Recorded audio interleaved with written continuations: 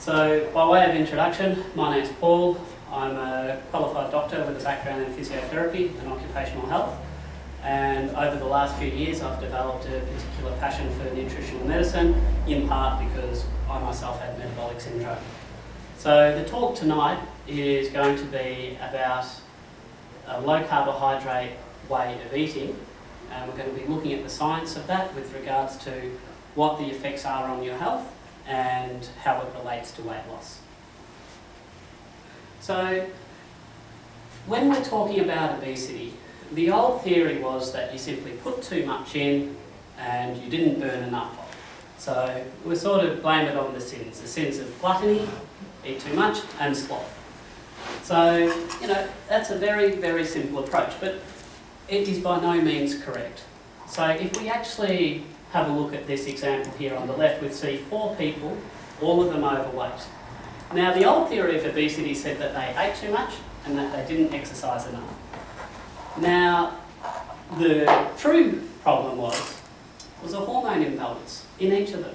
The gentleman in the top left has a problem with his thyroid, as does the gentleman on the top right. This boy on the bottom right here has a problem with leptin, and the boy on the bottom left has a problem with a hormone called cortisol. Now, what happens when we correct those hormone imbalances? They lost their weight normalised. Now, what did we do? Did we tell them to eat less? Tell them to exercise more? Not at all. We fixed the hormone problem and the weight fixed itself. So that's the way, that illustrates that the way we've been thinking about obesity is all wrong. It's not a matter of conscious control necessarily over how much we eat. It is over what we eat, but not how much we eat. And to think that you can go and walk around the block and lose that extra weight is just fanciful. It just doesn't work. So we're going to do a bit of a thought experiment now. So if you think that you're overweight and you're thinking, well, 20 years ago I wasn't overweight, what's happened in that intervening time? Well, you've either got more fat cells, so each one of these circles represents a fat cell, or if you haven't had more fat cells, then your fat cells have gotten bigger. Does that just make logical sense, right? You've either got more fat cells or the fat cells have got bigger. Now, by the time you were 2 years old, you've got all the fat cells that you're ever going to have. So that means it's a simple equation. The fat cells have gotten bigger. So if we can work out what makes an individual fat cell bigger, we can work out what causes the most common garden variety of obesity. So the question is, what makes a fat cell bigger? So we're going to introduce you to insulin, and we're also going to talk a little bit about leptin. But mainly, insulin is the culprit here. And it's a very simple equation. If you eat carbohydrates, that makes your body release insulin, and then the insulin is what makes that fat cell get bigger. So let's start off right at the basics. What is a carbohydrate? So carbohydrate is made of carbon, hydrogen and oxygen. So in the simplest forms, the 2 most common ones, there are other ones but we don't need to go into, is glucose and fructose. Now if we have a look at the molecular structure down here, that's what they look like. Now if we take them individually, we call it a sugar. If we join 2 of those together, it's still considered a sugar. What happens if we have 3 or more of them? What do we call it then? A glucose molecule, and throw a 3rd glucose molecule on then. Complex carbohydrate, exactly. Now, what does that actually mean? Well, if we're thinking about all these foods, these are very high carbohydrate foods. And we traditionally think of them as being healthy. A bit of sweet potato, corn, brown rice. We've always been told that eat as much of this as you want, it's healthy. The problem is, when you eat complex carbohydrates, once it gets digested into an individual sugar, plus another sugar, plus another sugar, plus another sugar. Carbohydrates are made up of sugars joined together. Now, that's not the whole story, because I said that the two most common types of basic sugars include fructose. So this is complex carbohydrates, as a rule of thumb, turned into glucose. But table sugar is a totally different story. That's made of 2 molecules joined together, glucose and fructose. And fructose is particularly deleterious, and we're going to talk about fructose in more detail later. Now, everybody's familiar with the concept of blood glucose. So we say, oh yes, my grandpa's a diabetic, he measures his blood glucose. He takes a drop of blood and the meter reads it. Now let's think about what that means practically for a moment. That means that there's glucose inside your blood. And I mean, so that's some of that glucose that gets broken down to when you eat rice, some of that ends up inside your blood. Now, so if we've got a sugar molecule here, these are red blood cells, so that's sort of your red blood cells are swimming in a pool of sugar, as it were. Now what can happen over time is that if you have too much of a lot of sugar, then that sugar can attach to the red blood cell. And every time you have sugar attaching to something like a red blood cell or a protein or the inside of your blood vessels, it damages it. Now this is why diabetes is so dangerous to your health. And this is why it's so deadly, because the sugar attaches to proteins and then it's damaged. If you had diabetes but your blood sugar was controlled, you'll never get a problem. All the problems from diabetes come from elevated blood sugar, and largely through this effect of what we call glycosylation, sugar joining onto proteins. And interestingly, this is one of the blood tests that we can do on you in the clinic here. We can actually do a blood test, it's called the HbA1c, that measures how much sugar has attached to your red blood cells. Now, when you eat a carbohydrate, let's say some pasta, we've seen that pasta is made up of a glucose molecule joined to another one, joined to another one, joined to another one. So that sugar, those glucose molecules end up in the blood. And then, because there's sugar in the blood, and we don't like sugar in the blood because we know that's dangerous, the body's got a defense mechanism that says, get it out of there. So there's a hormone called insulin whose job it is to remove the sugar from the blood.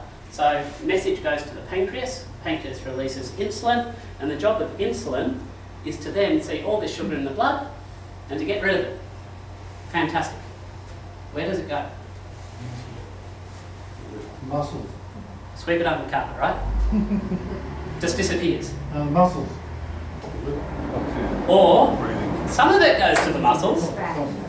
So the muscles can store, that's sensible, so 100 grams of glucose can be stored in the liver and 400 grams can be stored in the muscles of an average person. When that's full, it's full, you can't take any more out of it. Then it basically goes to your fat. So insulin does a really good job, it gets rid of the toxic sugar from your blood, and unfortunately it goes straight to your fat. So let's have a look at this. This represents a fat cell. These ones that we were responsible for making you fat before, and this is a molecule of sugar. So there's this transporter, so the sugar can't actually cross into the cell, it needs a doorway, if you will, what we call in science a transporter. And this is a fancy name for it, a GLUT4 transporter. Now that's not normally open. What unlocks the key or opens the door for the glucose to go through this transporter? Insulin. Thank you very much. Glucose can now go inside your fat cell. And then when it's in the fat cell, it gets turned into this chemical called glycerol. So remember that, we need to remember that for later. Now, this here is what we call a triglyceride. So on the left you see those funny letters, that represents a glycerol. You'll notice it's the same as this. And you've got those wavy lines, they represent what we call fatty acids.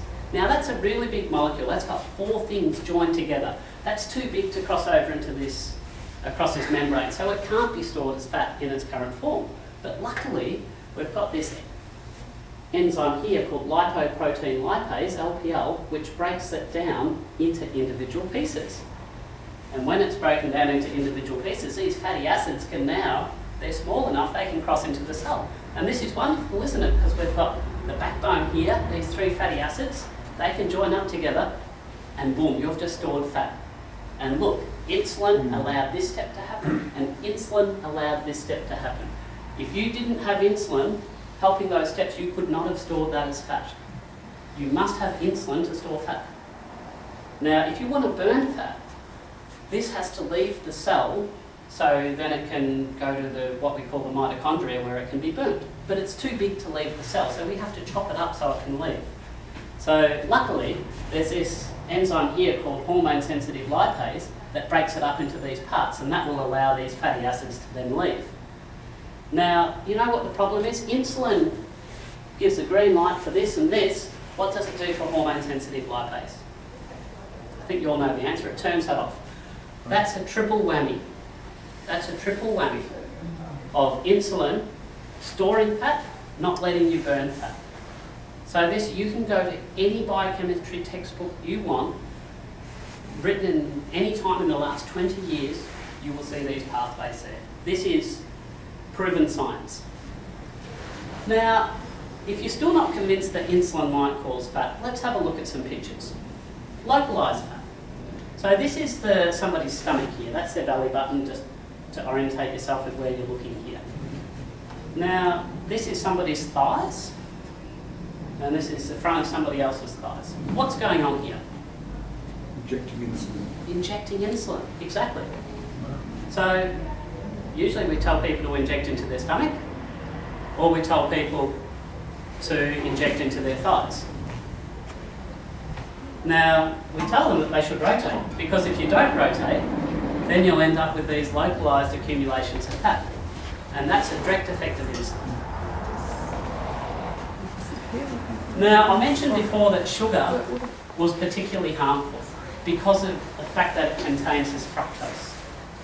So let's just try and have a bit of an idea. So we've seen this picture before. You remember on top, the carbohydrates put sugar in the blood, and the sugar meant that you released insulin. Now, what happens to the liver when you have carbohydrates? So carbohydrates, you can store 100 grams in the liver as glycogen. Remember we made that comment before? And then when that's full, when this storage is full, you get overflow. What does the overflow get turned into? It can't be stored. It gets turned into this molecule here. Remember this molecule? The fat molecule? So we saw that you've got the glucose in your circulation, and that is one of the parts that are going in the fat cells, but you also need the circulating fat. This is where you get the circulating fat from. And at the same time, if you keep flooding your liver with excess sugars, either fructose or glucose, then that creates something we call insulin resistance. And the way to think about insulin resistance is that when you're young, you might only need 10 units of insulin to do a particular job. When you're resistant to it, it doesn't work well, you might need 20 or 30 or 40 to do the same job. So you need more and more insulin to do the same job. And that wouldn't be so much of a problem, except that insulin is still very sensitive on fat tissue. So while it's not working very well on your muscles, it's still helping you store all that extra sugar as fat. So that's where the insulin resistance becomes a big problem. So having a look at sugar here, the glucose into the bloodstream, and about 80% of the glucose in our bloodstream can be used by the brain for energy, go to the kidneys, bit to fat, bit to muscles, fantastic. But 20% of it goes to the liver, where it can exceed, remember that waste paper basket in the liver, where it exceeds the capacity of the liver for storage, and it gets turned into that fat, the triglyceride fat that then circulates around the body. So we can see a little bit of glucose. What about fructose? 100% of the fructose you have goes to the liver. So if there was going to be one of the sugars, a glucose or a fructose, that was going to cause that insulin resistance and start these metabolic issues off, it's going to be fructose. So let's talk for a moment about fructose. Does anybody know what the colloquial term for fructose is? Fruit sugar. Yes, fruit sugar. So, you know, but right, it's natural, right? It's got to be good for you. Let's have a think about how fruit sugar is available in nature. It's available in fruit, which is a seasonal offering.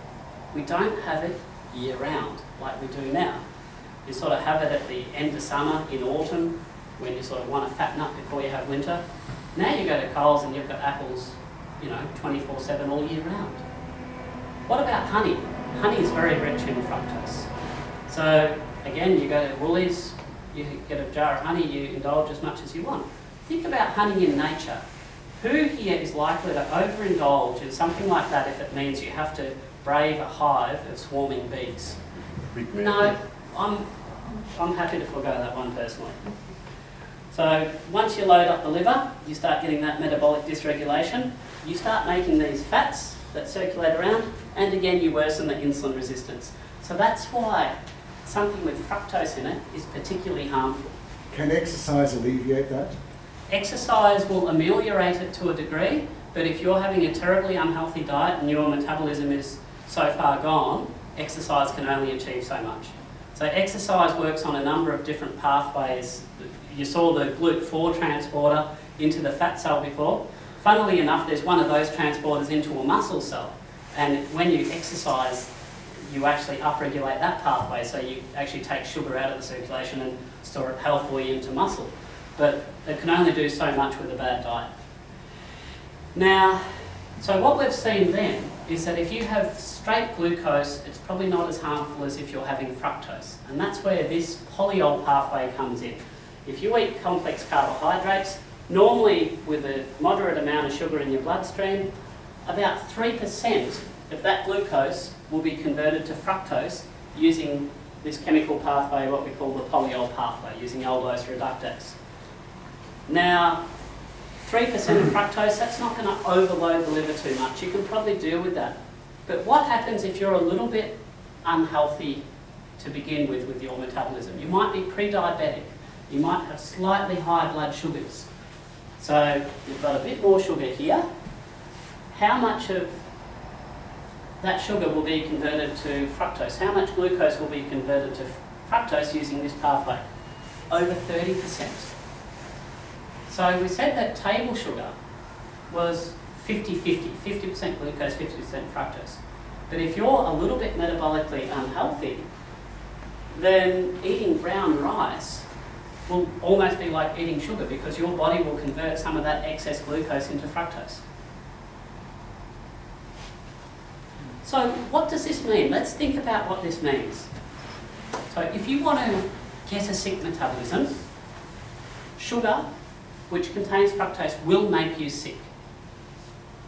Now, if you just have glucose, then you probably won't get sick at anywhere near the rate. And that is why in Japan, you can have a relatively high rice diet, which is glucose only but no fructose, and you can still be relatively healthy. But once you have fructose, that will make you sick.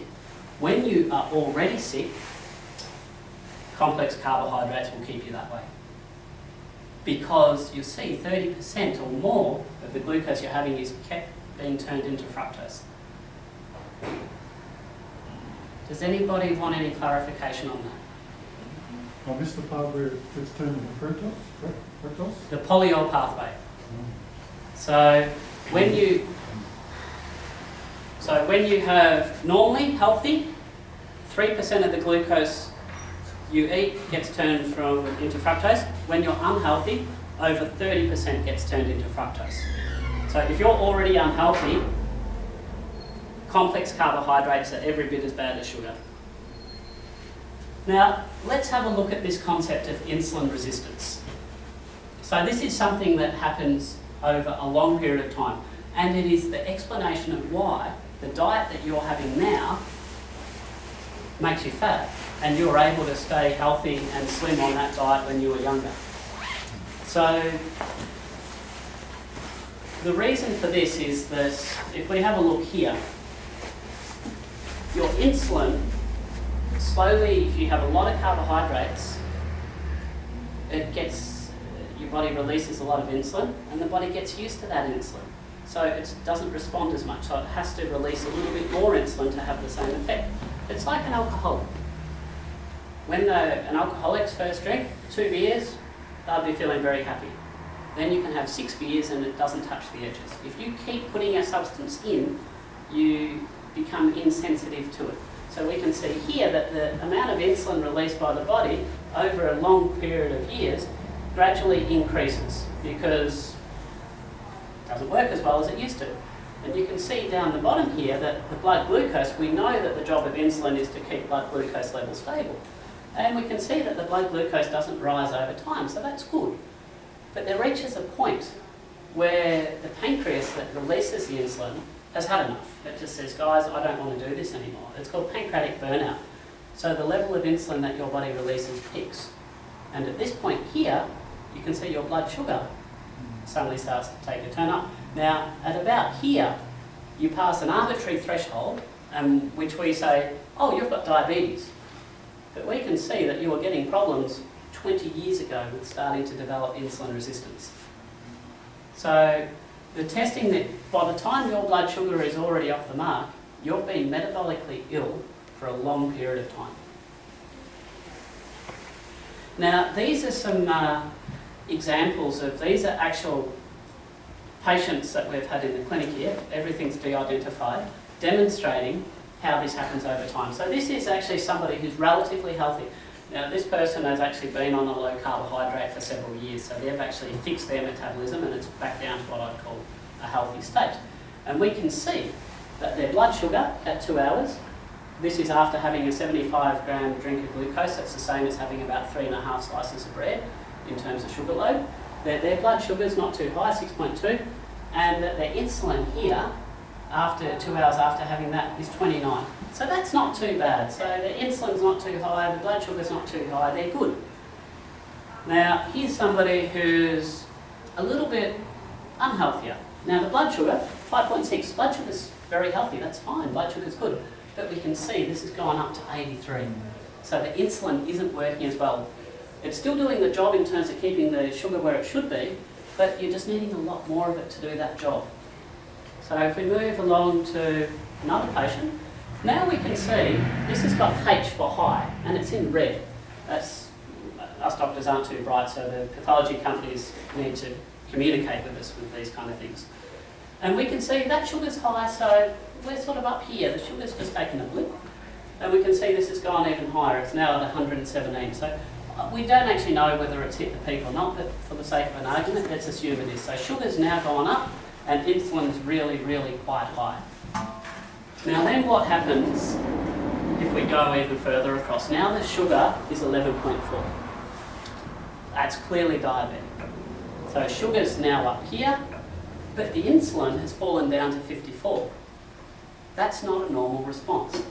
If the insulin was working properly and the body was able to release as much insulin as it actually needed, then we would expect a much higher insulin. So this person now is on this slippery slope. And if they keep going the way they're going, the insulin levels will keep going down, blood glucose levels will keep going up, and then all of those consequences of diabetes, which we get so scared about, going on to dialysis because your kidneys have failed, going blind because you've got diabetic retinopathy, maybe having your toes amputated, there's a lot of serious consequences for poorly controlled diabetes. So, sugar is bad, but it's also hidden. So, can anybody suggest, in a squirt of tomato sauce, how much sugar would be in there? Heaps. Just one squirt, tablespoons, quantities. 3 to 5. Just, it's only a squirt, 1.5. Oh, teaspoons, sorry. What about quick oats? Very healthy. Sweet chili sauce. Apple crumble granola, it's got to be a bit healthy, 4.6. Okay, so now we get on to some of the fun stuff. Vitamin water, sounds healthy. Any takers? Teaspoons number? 6. 6. Oh, you guys are all 5. It's not that bad. It's vitamin water. It's healthy, you see. Coca-Cola. Now remember, everybody always overthinks this. It's a can. It's not the 600 ml things that always get reported on. It's only 9. So, what could be worse than that? I don't like it. Dare iced coffee? Does anybody drink this stuff? I have it once a week when I play golf and I'm not having it anymore. Well, that's 11.5 teaspoons that your body will thank you for. Now, this last one is the most interesting one to me. This is what I find absolutely fascinating. This is a boost juice. Now, what does any guesses for this? The mango must have 15. 12.5. But I'll tell you what is fascinating about this. It's medium. That's a medium, guys. How many people actually go out and get the large? So, I used to. here's the rule. Don't ever drink your fruit. If you have to have fruit, you should eat it. If you go and get a smoothie made up, you'll watch them put 5 apples in there, 5 oranges. Do you ever sit down and eat 5 apples? And then you don't have the fibre as well? You should never drink your fruit. So, what is the best way to control that insulin? So we've established that when you eat carbohydrates, your insulin goes up, and we've also established that insulin is what makes a fat cell store fat. So, if we have a look here, this is on the y-axis, we have a look at what happens to your insulin level. And these are 3 different types of food. So at the top we have carbohydrates. So you can see when you eat carbohydrates, you get these big spikes in your insulin level. When you eat fat, you can see that you get much, much less spike in your insulin level. And in actual fact, there's only one thing that's better than fat. And that's nothing. That's fasting. So if you wanted to store fat, you would eat carbohydrate. If you didn't want to store fat, and this is a big conceptual thing that people struggle with, if you did not want to store fat, you would eat fat. Or in actual fact, you'd eat nothing at all. Now, here's a conundrum. So this is our recommended diet. Lots of carbs, bit of fat, bit of protein. I've just told you to scrap the carbohydrates. Now, half of you in this audience are thinking, that's good. Okay, I'll just eat lots of protein, because I know that fat's bad for me. Put your hand up if you did not think that. Okay, 1, 2. Now here's the thing, I've just showed you a graph that showed you that fat didn't release insulin, that fat is the thing that you can eat safely. So a lot of people make that error of saying, well, carbs are bad, I've been told that fat's bad, so I'll just eat lots of protein. Now, here's why that's a problem. So we said carbohydrates give you lots of insulin. Look at protein. Protein gives you quite a moderate spike of insulin as well. And here down the bottom we have fat. So protein isn't a get out of jail card. It is not. If you have too much protein and you're very sensitive to insulin, that will be, won't be as bad as carbohydrate, but you'll find it very hard to lose significant amounts of weight on a high protein diet.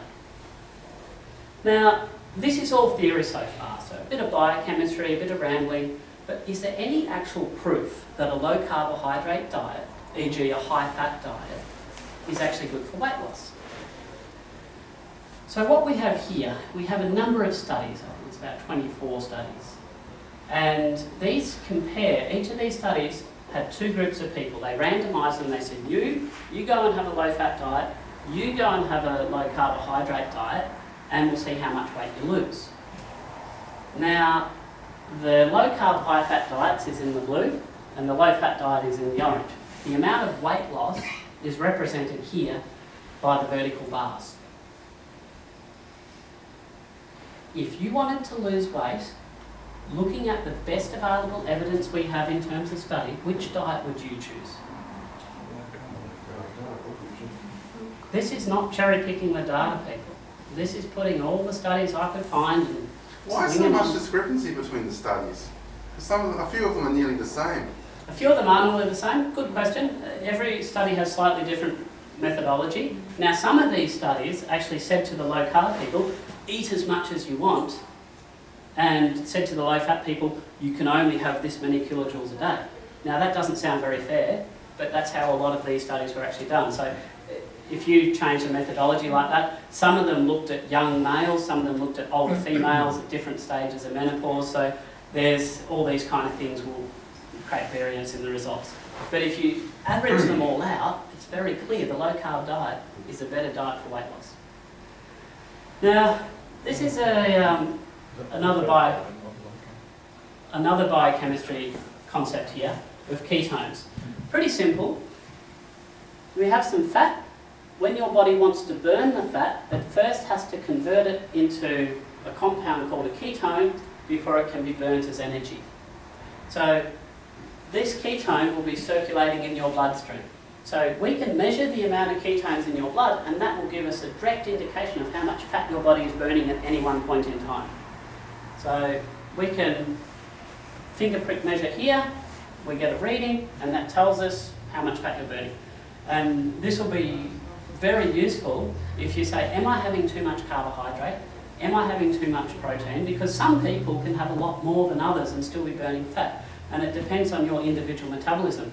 And using this is a way that we can individualise the intake of those macronutrients, the protein, the fat and the carbohydrate, to make sure that you can still have a tasty diet and still be losing weight. And everybody on the second visit, once we put you on the diet, we actually give one of these to everybody who comes through our clinic. Now, this is an example. I just want to demonstrate to you the usefulness of the ketone monitor in terms of changing your diet and monitoring your diet. So this is an actual food diary of one of our patients here at this clinic. And down the side here, she's actually recorded her ketone level. And remember, anything over 0.3 or 0.4 is acceptable. 0.2 is not. So 1.1, that's good, that's okay. Well, what happened here? It's gone from 0.4 to 0.2. So let's go back. Look, a small piece of sponge, not big, and you can see it's turned her for the next day from burning fat to not burning fat. Her metabolism is fat sensitive. Then it goes back up to 0.7. Oh, 0.2, what happened there? Oh, one piece of toast. So this is how fragile some metabolisms can be. Not everybody is like that. Some people can have 3 pieces of toast and be fine. But for her, that the usefulness of the ketone monitor is that she can tell, and she was getting great results, so she was very happy to not eat that piece of toast. Now, what I alluded to before was that people are inherently afraid of fat. And that makes sense because the government's told you for years that it's terrible. And one too much saturated fat, make your cholesterol go high and kill you. I'm sure most people here would have had that concern. So let's have a look at different types of fat and what they are. So saturated fats are absolutely fine. So if we have a look at the science on saturated fats, well, let's have a look at the recommendations first. The Australian Dietary Guidelines, this is created by the National Health and Medical Research Council, the NHMRC. And they tell us, in 2013, the most recent guidelines, that we should limit our intake of foods containing saturated fat. Now, they're the government. They must know what they're talking about, right? They had a bank of experts looking at all the evidence. They did look at the evidence, didn't they? Oh. Well, anyway, so how the guidelines were developed. This is very interesting reading. So where the evidence base was unlikely to have changed substantially, e.g. the relationship between foods high in saturated fat and cholesterol, additional review was not conducted. Now, what does that mean? Every 10 years we update our dietary guidelines. So when they say additional review, they're referring to the review that they supposedly did 10 years prior. So at the very least, this means that there's 10 years of science that they didn't look at. Now, these were published in 2013. So the previous ones before that were 2003. So there's a 10-year window there. And I thought, well, is there any science that, because they declined to look, maybe they missed it? Now, one thing that you need to know is that the best level of medical science is what we call a systematic review. It's level 1, top of the pyramid. Now, funnily enough, this is the guidelines from the very same body that gave the diet guidelines, so I think we can trust it. National Health and Medical Research Council, they say the top of the tree, the best medical science there is called a systematic review. So I said, okay, I'll only consider evidence that's at the systematic review level, the very best level of medical evidence. So if I'm going to search for 10 years, I'll look at the top level and we'll see what we find. So, here's what we found. So, the top one there, a meta-analysis, which is a type of systematic review. No evidence for concluding dietary saturated fat is associated with increased risk of coronary heart disease or cardiovascular disease. Systematic review, another level 1 evidence. There's insufficient evidence that saturated fats, of association in terms of negative health effects. Systematic review again, no clear effects of dietary fat changes on total mortality or cardiovascular mortality. You can have more, you can have less, it didn't seem to matter. The most recent one, this is a bit unfair because this is done from last year, British Medical Journal in 2015, so that's outside of that window, but I thought I'd present it to you because this is the latest science that's been published at that level. Saturated fat intake was not associated with all-cause mortality, cardiovascular disease, mortality, total coronary heart disease, ischemic stroke, or type 2 diabetes. What does that mean? The very best level of medical evidence says saturated fats are not deleterious to your health. You can't argue this is the best level of science. Now, why our dietary guidelines ignore the evidence, I don't know. You'll have to go and ask them. But I can tell you that they admitted they didn't look at the evidence, and when we go and have a look at the evidence says it's quite okay to eat saturated fats. So you can find these in meats, dairy, coconut oil. Go for your life. It's not going to do any harm at all. Now, the corollary must also be true. So I'm standing here telling you eating fat is okay. So if that is true, then it must also be true that not eating fat could be bad for you. Fair enough? I can't have it both ways. I can't have my cake and eat it too, per se. So this is the world's most expensive study ever performed in medicine. $700 million US. Not cheap. So over 8 years, about 50,000 females, some were put on a low-fat diet, some were put on the regular diet. So in the low-fat diet group, they reduced their fat by about 10%. Now that's a pretty significant amount. So theoretically, they should have lived longer, right? So let's have a look. There's only one finding of this whole study, $700 million in that arm of the study, 50,000 females, only one finding was what we call statistically significant. That means that when we run statistics on it, we think that it's probably true. And that finding was buried in the middle of the article, and that's what it says. And if you're not science-minded, this is what it means in lay language.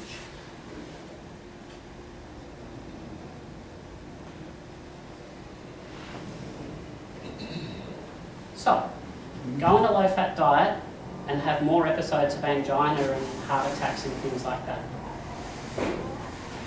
So yes, it does go in that direction as well. Saturated fat is safe and a low-fat diet is potentially harmful. Now, but you're still worried about cholesterol because you've always heard about how bad cholesterol is, but you don't understand, I'm worried. Sure, let's have a look at cholesterol. We know now that it's made up of so-called good cholesterol and bad cholesterol, right? But what most people don't know is that this so-called bad cholesterol is, we can break that down into 7 more parts. And not all of those parts are bad.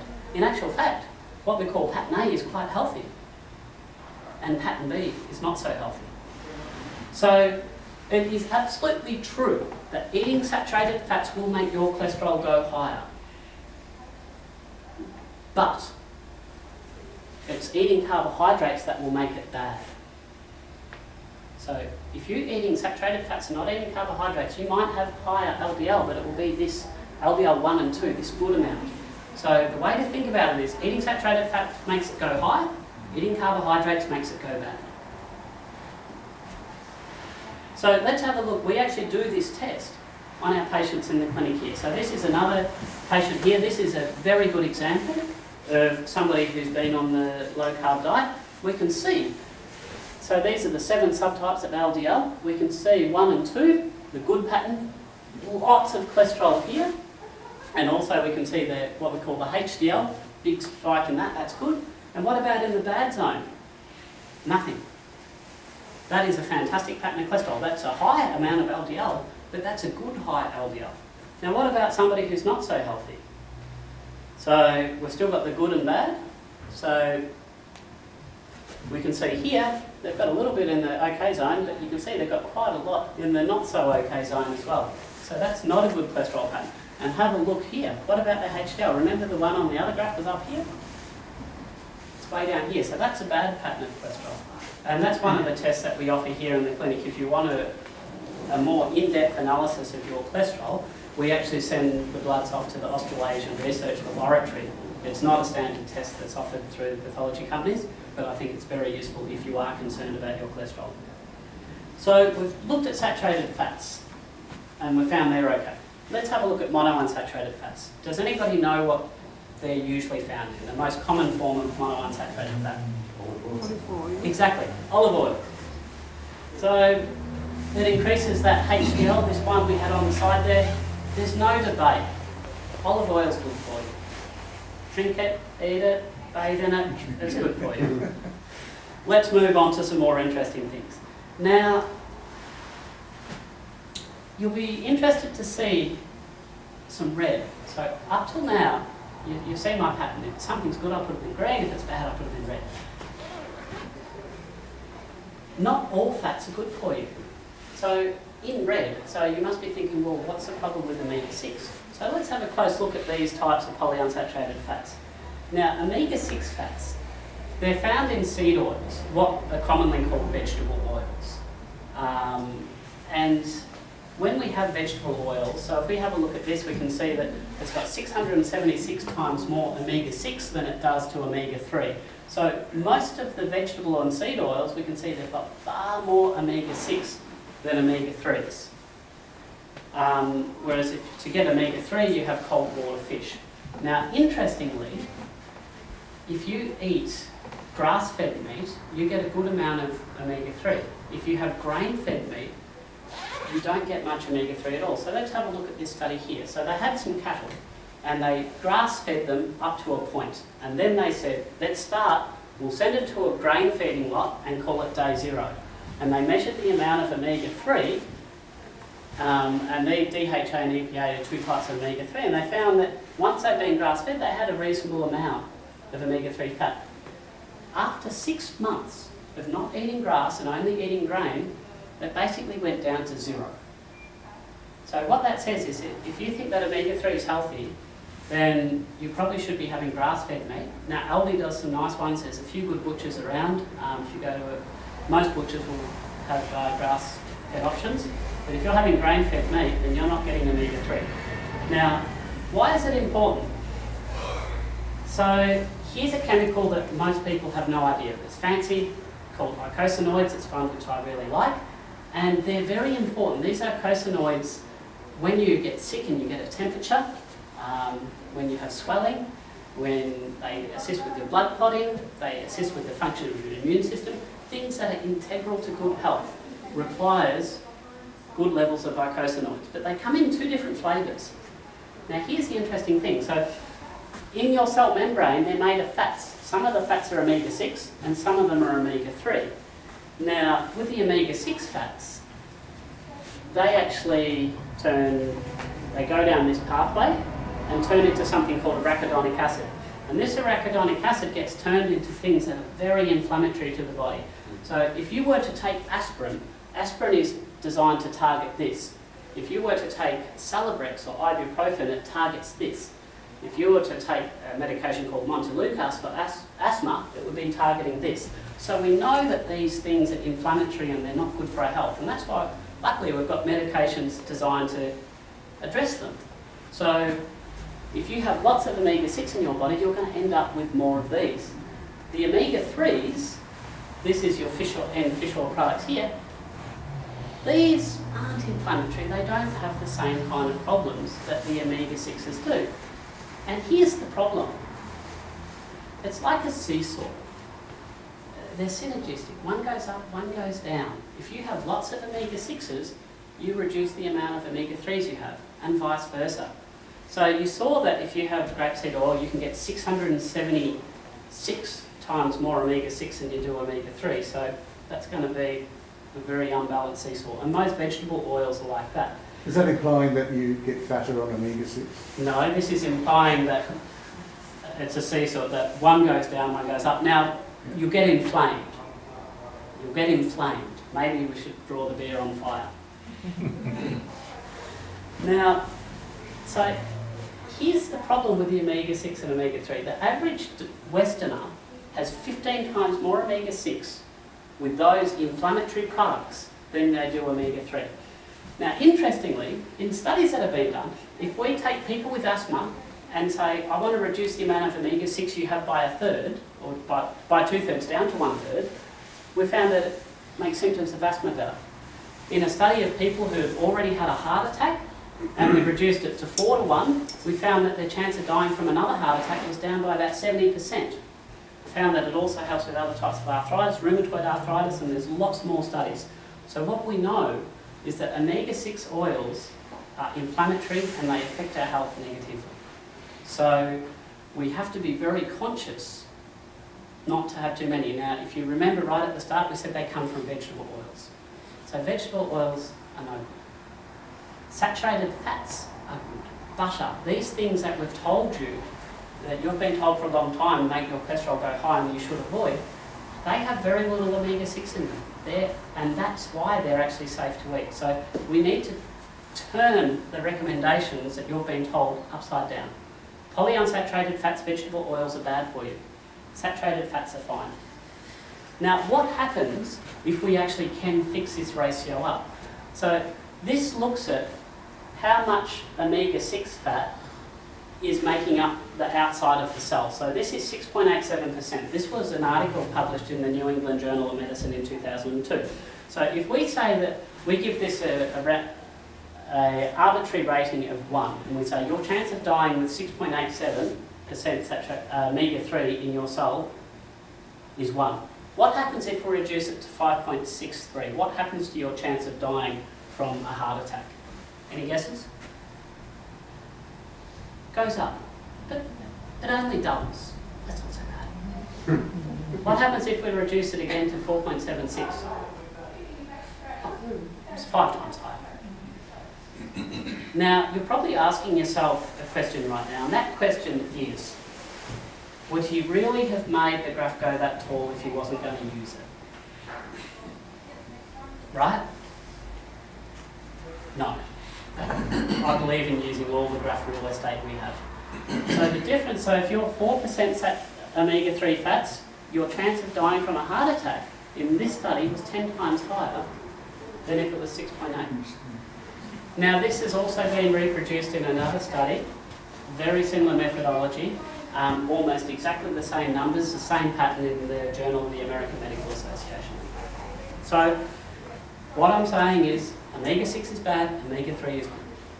And we can actually test the amount of omega-3 in your cells. That's one of the, we can measure it on your blood cells, and that's one of the tests which we offer. If you're concerned and want to know what your omega-3 ratio or omega-3 index is, then that's one of the tests. Again, we send it off to the Australasian Research Laboratory.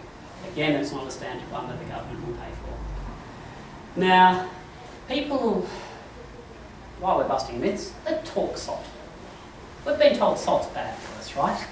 Let's see how bad it really is. So this study, it was published in 2014 in the New England Journal of Medicine. We took over 100,000 people and we measured how much salt was coming out in their urine. And what we actually found was that when we have a look at your chance of dying, your odds ratio of dying from a cardiovascular event, we found that when you had a salt intake of about here, or if we have a look at all-cause mortality, which takes into every cause of death, here, so sort of between 4 and 6 grams of salt a day, your chance of dying was at its lowest. If you had more salt, you can see your chance of dying gradually increases. What happens if you have less salt? A far steeper increase. Low salt is dangerous. Now what does, remember this NHMRC, this lovely government body that looks after our health, how much salt do they say we should have? 1.15 to 2.3 grams a day? They say that's an adequate intake. They would have you with double the chance of dying from not having enough salt. Now, this does come with a caveat. The average Australian has about 10 grams of salt a day. So they're not at risk. But once you start eating healthy and you stop eating all that crap with the added salts, then it's very easy for you to end up at less than 4 grams of salt a day. And so the science would suggest that if you want to optimise your chance, your health, you should probably aim for a salt intake of about here. And that may mean that you add salt to your food. You maybe have a miso soup, maybe you have a bone broth, that you actually seek out. If you're not having any other sources of salt, maybe you need to seek out a little bit of salt in your diet. Now, on this diet, your body doesn't hold on to the salt as much. And if you are low in salt, you'll end up with these symptoms. You'll be dizzy, you'll get headaches, lethargy. The common one is constipation. So the easy thing to do is to have a very concentrated miso soup or a bone broth and see if you feel better in 20 minutes later. If you're a bit dizzy, we'll see what happens in the next 2 days with a bit of constipation. It will usually fix itself very quickly. Now, is everybody still with us? Reward pathways. The reason I have this here is because people ask me about artificial sweeteners. Can I have a Diet Coke? Is it okay? So VTA stands for the ventral tegmental area of the brain. NA stands for nucleus accumbens. We have chemicals that communicate between these areas. We release dopamine. Whenever we do something that's fun, you know, like something that we shouldn't do, that we know we shouldn't do, but we do it because we enjoy it, then this reward pathway goes off. Heroin addicts light up this pathway. People who go to McDonald's and have that supersized meal, that lights up that pathway. So it's very, very easy to train. So if we have a look at the difference of brains in this pathway between somebody who's of normal weight and somebody who's overweight, we can see that there's a lot of receptors in the normal weight person, and there's not as many receptors in the overweight person. Now what does that mean? This whole concept of resistance, that means to get that reward, the overweight person has to have more. That's not fair. But anyway, that's what it is. It is what it is. So what do artificial sweeteners do? Well, they trigger off this reward pathway the same as that Big Mac does. So they encourage your sugar cravings and dependence. So here's a study in 2010, and it showed that if you drank diet soft drinks, no kilojoules, but if you drank diet soft drinks, you were more likely to be overweight. Now why is that? It's not because of the calories you get from it, it's because it keeps stimulating that reward pathway and it keeps those cravings going. So later on, maybe later in the day or maybe even the next week, you were more likely to walk past that Krispy Kreme and say, thank you very much, I'll have one of those. So artificial sweeteners, they're better than sugar. But if you really want to break the sugar addiction, you have to go cold turkey. You just have to get over it. And there's no easy solution. And it can take up to 18 months. A lot of people find that 3 months, most of it's gone. But if you've got a particularly bad sugar addiction, then it can be a prolonged thing that you have to battle through. So, insulin is one of the major causes of obesity. Carbs release insulin, and they're the ones that can make you fat, especially sugar that's got the fructose in it. Saturated fats and monounsaturated fats are fine, but not the polyunsaturated fats. We need there to be a balance between omega-3 and 6. Omega-3 is good. Now, omega-6 is still considered essential. You still need some omega-6, just not in the amounts that we have. Salt might not be that bad for us after all, and artificial sweeteners will keep that addictive pathway going, and they'll make it that much harder for you to lose weight. So, how does that fit in with us here at the Transformation Diet? Well, when you come to us, we do a complete history and a complete examination. Then we do some of the blood tests that we've talked about through this lecture. We include what we call the glucose tolerance and insulin response. So those graphs we showed you earlier comparing the insulin and the glucose levels, everybody who comes here will get one of those. We have a look at the subfractions of the LDL, whether it's pattern A, the good one, or the bad one. We have a look at the amount of omega-3 in your red blood cells. We do what's called a DEXA scan, which looks at your body composition. It's what we use when we analyse the body composition of athletes, and we get an exact percentage of body fat. And here you can actually see these two sequential DEXAs, the amount of weight that somebody's managed to lose. And this is a very good way, especially for females, because you might gain muscle and gain bone density, so the absolute weight loss might not reflect how much fat you've actually lost. So the DEXA is very good. Some people will have a liver ultrasound if we deem it necessary. Everybody will do an intermittent food diary for 2 days at a time. Everybody will have their own ketone monitor, get a recipe book, and we'll give you some education on a few other things, such as how to read a nutrition label. So I'll take some questions. That's the end of the talk. Bread. Bread, Yes. carbohydrate, fattening. There is a low carb version of bread. You can actually, there's a lot of substitutes. So you can use almond meal and egg whites, and you can make a very nice low carb bread. Yeah, paleo is similar. Some paleo bread is actually not low carb. If you make it though. If you make it, as long as you don't use carbohydrate-based Sure. ingredients. But yes, you absolutely can. So things like rice, you can make a rice substitute. So with pasta, you use a spiralizer and get a zucchini, you can spiralise that, and that makes a nice pasta substitute. So there's ways, we're conditioned to eating in certain ways, so it's not always easy, so these substitutes do come in very handy. What about pumpkin? Pumpkin in a controlled amount. So it depends on the quantity.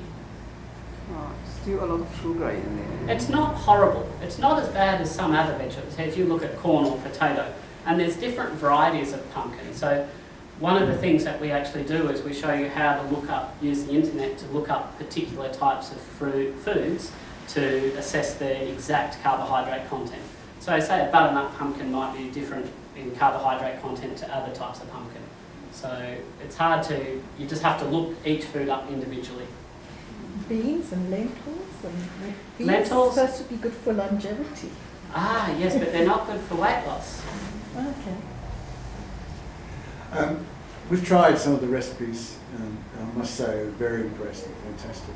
Well, thank you. Really, I'll yeah. send the message to, well, it's actually Fiona and Daron's wife who have sort of been the brains trust behind that. Just terrific. I'm not good in the kitchen, so. Yeah, I don't mind. Stevia. Stevia. So stevia is actually, people say it's natural, it comes from cactus, and that's absolutely true. But it does stimulate this reward pathway, the mesolimbic pathway, exactly the same effect as the other artificial sweeteners. If you need it while you're weaning off sugar, that's fine. But it should only be a short-term crutch and it's not a long-term fix. Where do calories come into things? Okay, if we didn't get into the science of appetite regulation, basically if you put the right foods into your body, your appetite will regulate itself. You do not have to count calories. You just have to eat the right foods. You make the decision about eating the foods that we give you access to, and you eat as much as you want, when you want. No weighing, no counting. Oh. And you and I have spoken about breakfast, you know, like stimulating metabolism. Do you think that's not? If you're not hungry at breakfast, you do not need to eat breakfast. Yes. Perhaps I think. By the way, intermittent fasting I've been thinking about, because I've been watching a lot of YouTube videos on that and couldn't get any solid answers. Is that good or bad? Well, did you want to say something first, Ron? No, I was just going to say with the hunger thing, the key to that is if you have to understand when you're hungry and when you're eating out of habits. If you habit eat, you will put on weight. If you only eat when you're hungry and listen to your body, you won't put on weight. In fact, you will lose weight. And that's part of the initial stage of the diet, is to understand when you're hungry and when you're not. Well, that's something we should talk about. So if everybody thinks back, think about the last time you were truly hungry. You had that rumbly feeling in your stomach. You might have been for a long walk or something. Your milk bar was closed when you wanted to go there, so you didn't go to eat. So the feeling of true hunger is very different to when you go home and you open the fridge and say, oh, that's nice, and it's a craving. So you're sitting on the couch, your favourite movie's just finished, and you say, oh, I need some ice cream. No, you bloody well don't need ice cream. You want ice cream, that's a craving. And that cravings are very different to actual hunger. So just in response to the intermittent fasting. So intermittent fasting is one strategy that we do have. Generally, it's not good to start with an intermittent fast straight away because the cellular machinery that is used to burn and metabolize fat, that takes a few weeks for that to upregulate so it becomes efficient. So if you stop eating straight away, then your body's not yet good at breaking down the fat, so you don't have very good ketone levels, and you need the ketone levels to provide your brain with energy and provide your body with energy. So if you just don't stop eating full stop, you're going to feel lethargic, you're going to feel lousy. So if you train your body to start breaking down fat so your ketone levels are up, and then you don't eat for a period of 18 or 24 hours, you'll tolerate it surprisingly well. And certainly that is one strategy. If you're not losing weight at the rate that you want, then you can try an intermittent fast, and that can be very safe and very effective and a very useful adjunct, which is something that we do offer to some people if they want to go down that approach. Could you list some of the omega-6 food items that? Margarine, Mm. any vegetable oil, rice bran oil, grapeseed oil, any grain-fed products. So if you have animal products that are grain-fed, you know, that's basically it. I had an in-depth conversation with my local butcher about all this grass-fed, and apart from he's saying that veal is they're fed with milk, And I said, I assume that's from grass-fed cows, you know. But the veal is that because they're so young, you know, they give them milk. Yeah. Well, this is very interesting. Now, this is a slight digression, but if we're talking about breast milk, so if we want to think that saturated fats are bad for you, does anybody want to hazard a guess at the proportion of calories that come from saturated fat in human breast milk? 68. 60. Close. That's a respectable guess there.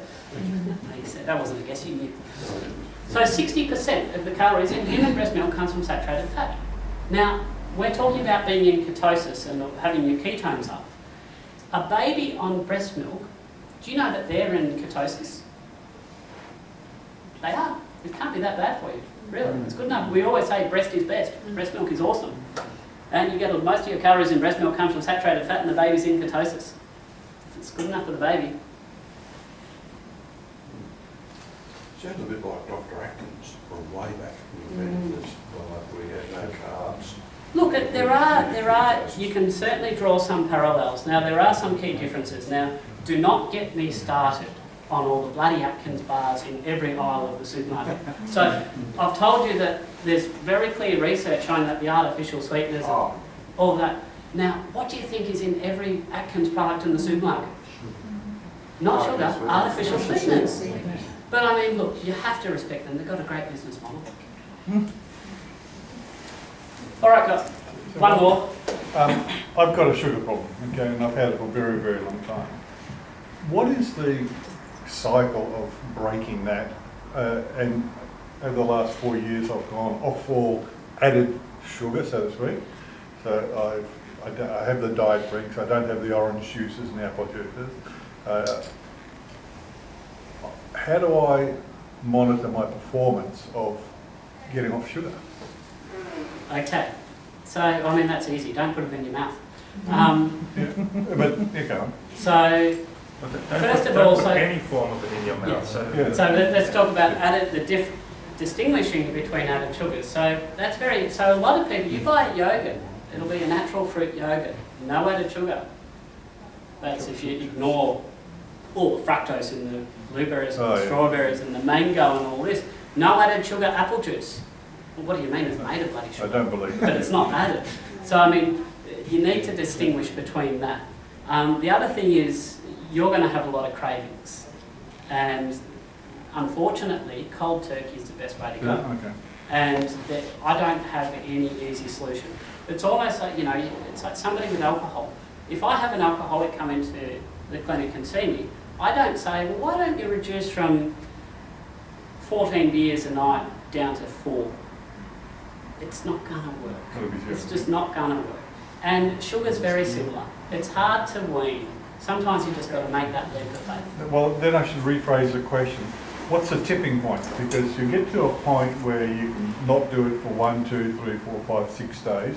Then you get this hit that says, I must have something. Okay, so there's a lot of things that feed into that. No, I don't want to digress too far, but one of the key things I see in people, so one of the medical screening questions we ask when you come to the clinic is we analyse your sleep habits. Now, there's 2 hormones that are very important with sleep. One's called leptin. So when you have high leptin levels, your body feels full.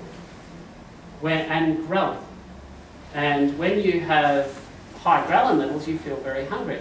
Now, when you're sleep deprived, those move in the exact opposite direction that you would want them to move in. And then on top of that, we know that when you're sleep deprived, your willpower's shot. So, no willpower, you're not feeling full, and in actual fact, you've got this chemical in your body telling you to feel hungry. You're not going to win if you're in that state. So there's a few things about how to resist the urge, as it were, which I think is what your question is. What can I do to be stronger? So getting enough sleep is certainly one. So there's just those 3 mechanisms there. And there's a few other things as well, but we probably won't go into them now. We'll teach you how to get a snack ready, so when you feel that, you're going to eat this instead of the rubbish kind of thing. Because there are ways of doing it. There's science, psychological science, neurocognition, looking at habit formation and behaviour formation and cues and things like that, and we can actually break those habits, and there's certain things that we can do, but by and large, most people won't need to go into that detail, but we certainly do have a nutritionist who's very experienced, and we've got handouts on that, and we've got certain analytical pathways which we'll go through to analyse why you may have actually lost your willpower at a certain time, and we can identify how to fix it. All right, so I think we might leave that there. So thank you everybody for coming tonight, and look forward to seeing you in the